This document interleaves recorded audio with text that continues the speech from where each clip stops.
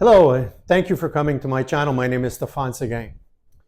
Today, I want to share with you something that is a struggle for a lot of business owners, but also anyone that's doing sales, agency owners, anyone who's got multiple things to do in a day. And their biggest challenge is, how do I fit that all into my calendar, right? How tough is that? And I completely understand. This morning, like I do on a weekly basis, I have a weekly meeting with mentees to talk about their challenges, to talk about their roadblocks, of course, to talk about the wins.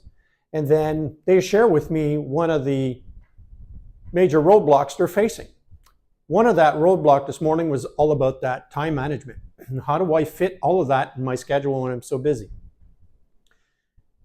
When speaking with them and with the group, there's one key element that keeps coming back.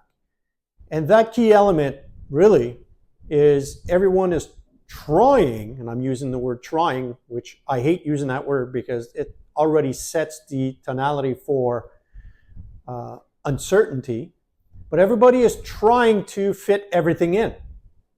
There's no real priorities. There's no urgency.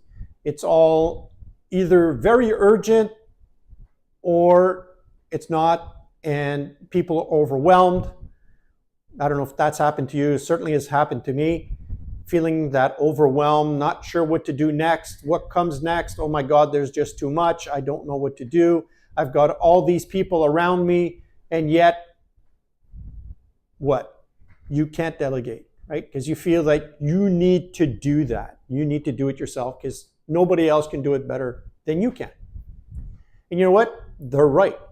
And you're right. Nobody else can do it better than you. However, if you are to scale your business in any way, shape, or form, you have to step back. So how do you step back, right? What does that even mean? Stepping back is first looking at those activities, what I call low value activities, that you really hate and you've been doing for a long time, so you understand what needs to be done, how to do it, and then from there, making a list, right?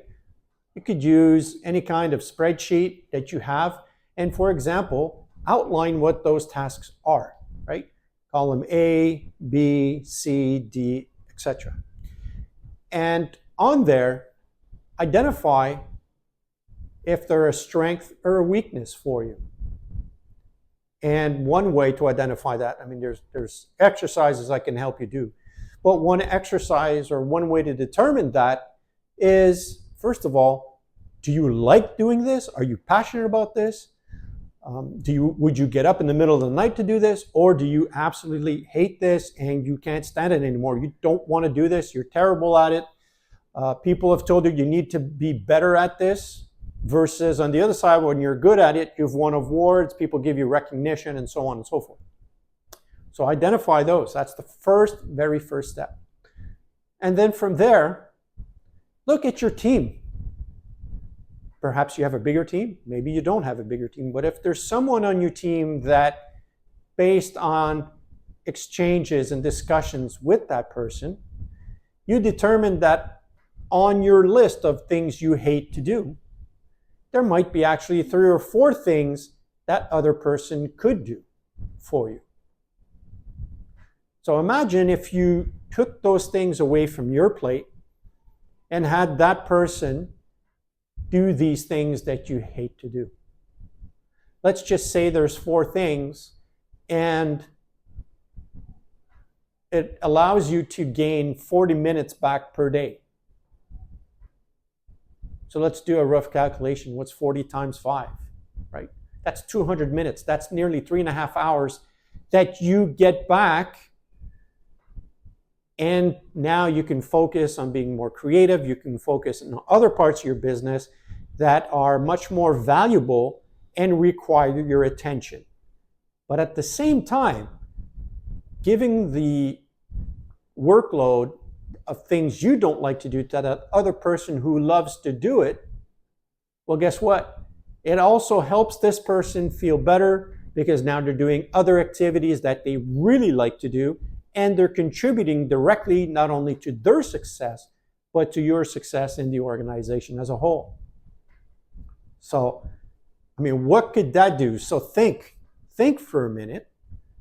If you have 5 or 6 or 7 or 8 of these tasks that now you've learned how to do, you hate them, and your business is growing, right? Maybe you're at the million mark, maybe you're at the 5 million mark, and now you need to scale, right? Normally the first break is at 1 million. So if you're at that million and now you need to grow to that, double the business, right? The 2 million, what do you need to do? If you keep doing the same things, right? Do you follow? If you keep doing the same things, what is the likelihood of you being able to achieve that million? Extra, right? So that 2 million. What is the likelihood of you potentially burning out, right? Losing yourself in all of this, just working all the time, and then not being at home, not doing things that you like to do? What would that do for you? How would that impact you? How would that impact your family? So, whatever task that you can have somebody else do on your team, or if there is the possibility where you could hire someone, a contractor, through Fiverr, through any of those great websites, where you could potentially hire someone to do a task for you, to take that off your plate, the amount of money that you will invest, and watch what I'm saying here, invest versus spend, the amount of money that you will invest will go right back to you in helping you do those activities that mean a lot more for you, but also that will bring a much higher ROI. So at this point, if you found this helpful, like, share, and comment, and subscribe. I love to continue sharing this content with you. And if you have any questions or you're curious about my weekly mentoring group that I have, DM me. This mentoring group that I do basically is a lot of people enjoy it because it's a group of people that are like-minded entrepreneurs, business owners, agency owners, and they get to share their roadblocks and challenges in a closed community, and everybody gets to benefit from each other's experience. So again, thank you so much for watching. I look forward to seeing you in my next video. Thanks.